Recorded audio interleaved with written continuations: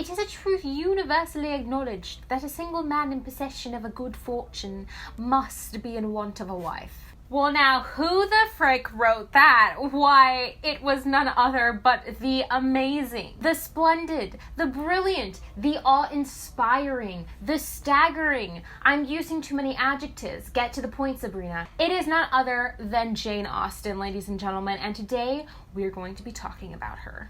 Hello YouTube and welcome back to another video. I'm super excited for today's video because we're going to be talking about the lovely, and okay, there goes my dog, the lovely Jane Austen.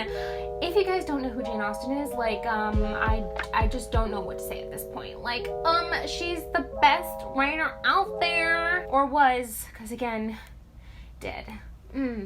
Why am I so morbid in all my videos? I just don't know. Although I utterly adore all of her books, I also do love the film adaptations of her books.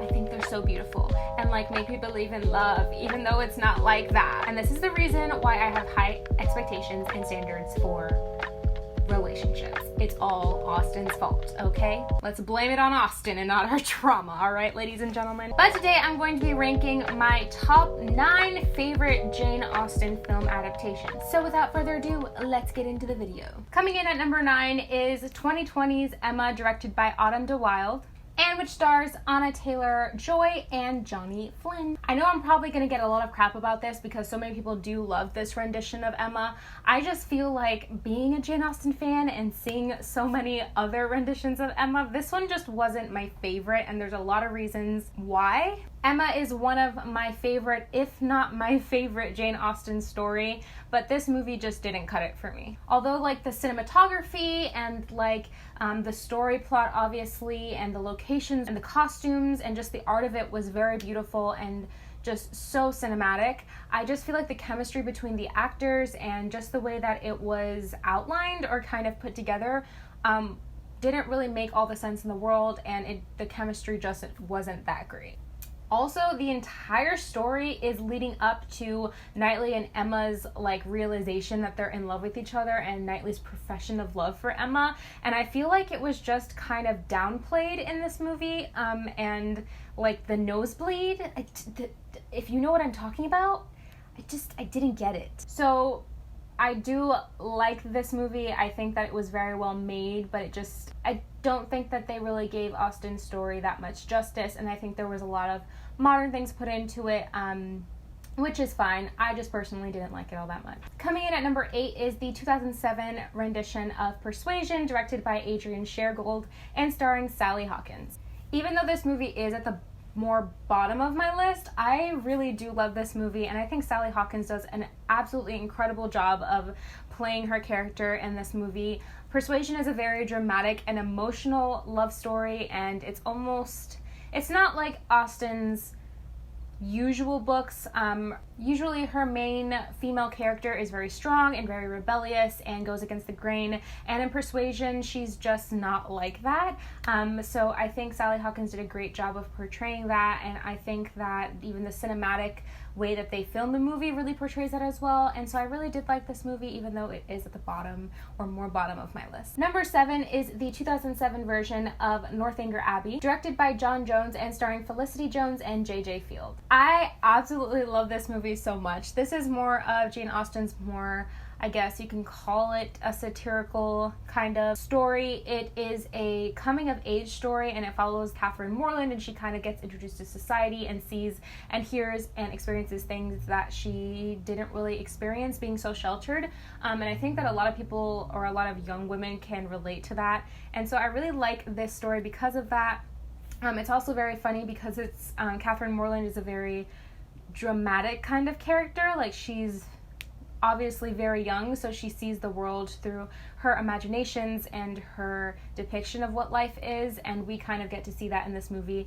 And I just think it's really funny how Jane Austen kind of pokes at the gothic novels of the time. So it's got everything in it, including comedy, suspense, romance, and I just think it's a really great movie, and it's one of my favorites.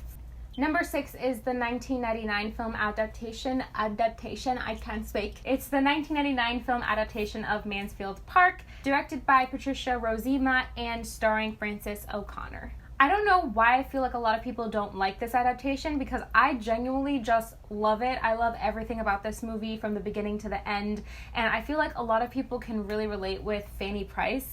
Can we just talk about the name Fanny, though? Like, that's friggin' funny. I don't think it was meant to be funny, but my immature brain thinks that it is, so we're just gonna laugh at it, okay? But I just think that Fanny Price is very relatable. She's a very relatable character, because even though in the beginning of the movie she's quite shy and doesn't voice her opinions that much, she kind of finds her voice, and I think that it's very inspiring to see a woman do that, especially in a story that was written so long ago when women didn't have a voice.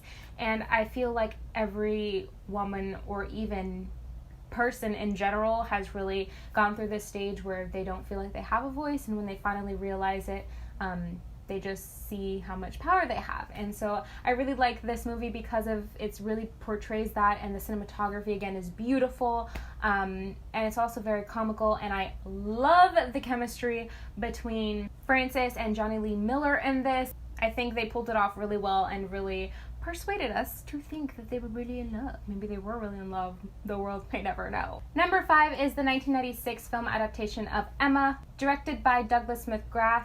I can't say people's names. Douglas McGrath, and starring Gwyneth Paltrow. This is one of the more popular movies that people know of, especially because Gwyneth Paltrow was in it, and I think that she did such an amazing job of portraying Emma. Very sweet and very elegant, but also kind of has this edge to her, and I think Gwyneth really, Gwen, you know, where we go way back. No, we don't, I'm just kidding. I wish, though. That would be really cool.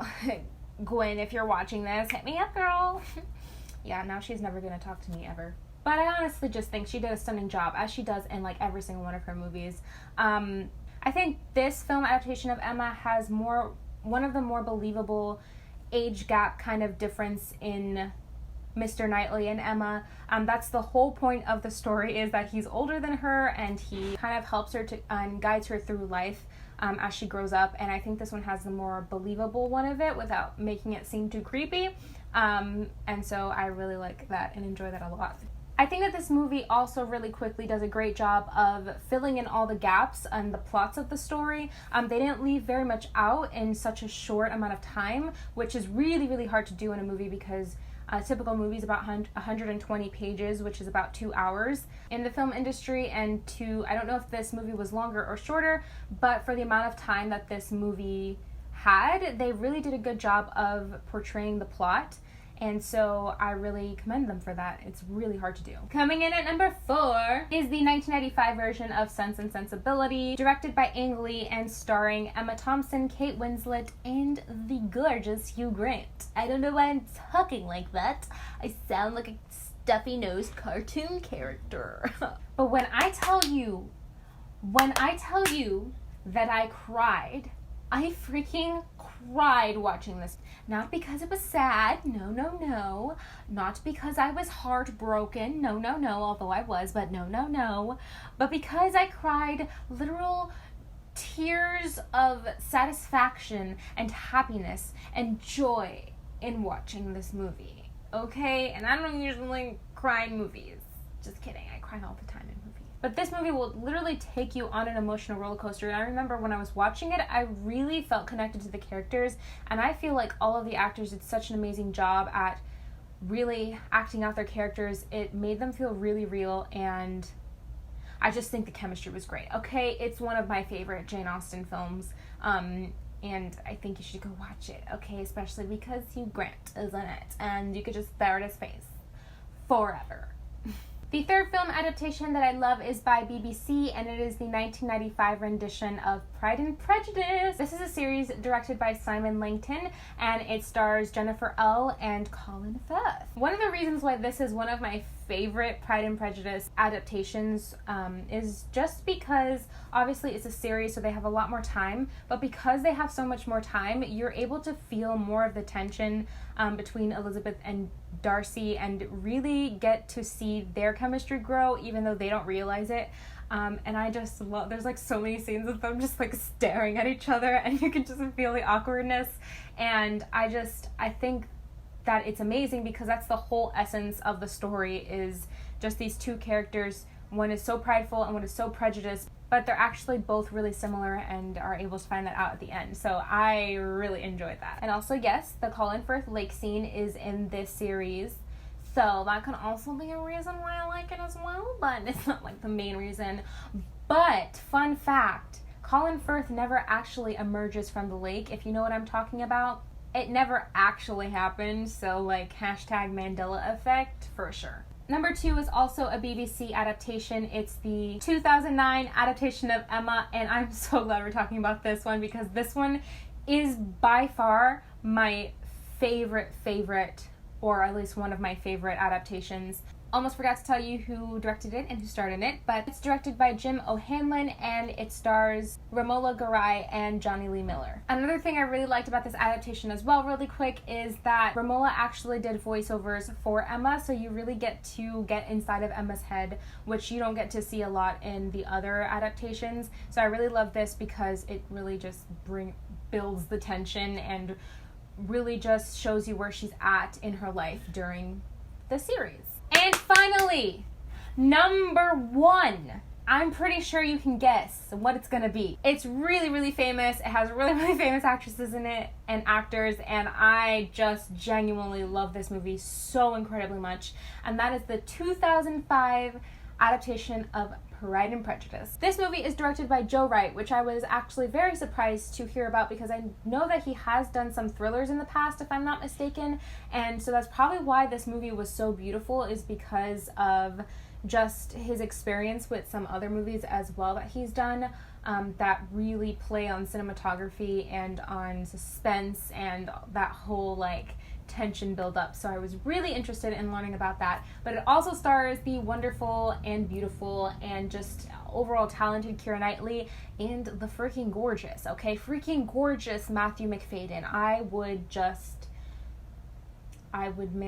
have his children. I'm just saying. That's okay. That was a little bit far-stretched, but still.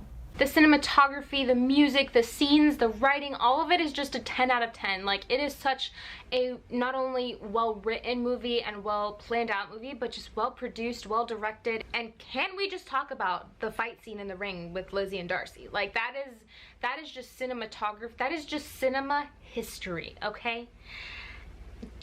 It's history. Like, this movie is so good to the point where, like, I swoon over Wickham. And Wickham is evil. And I'm not supposed to swoon over bad guys, but, like, he's like, bad. Like, you know what I mean? Like, he's not just bad. He's, like, bad. I have no words. It's such an amazing movie and my favorite Jane Austen story, and this one is definitely my favorite adaptation until something else comes out. I don't know if they can beat that, but, like,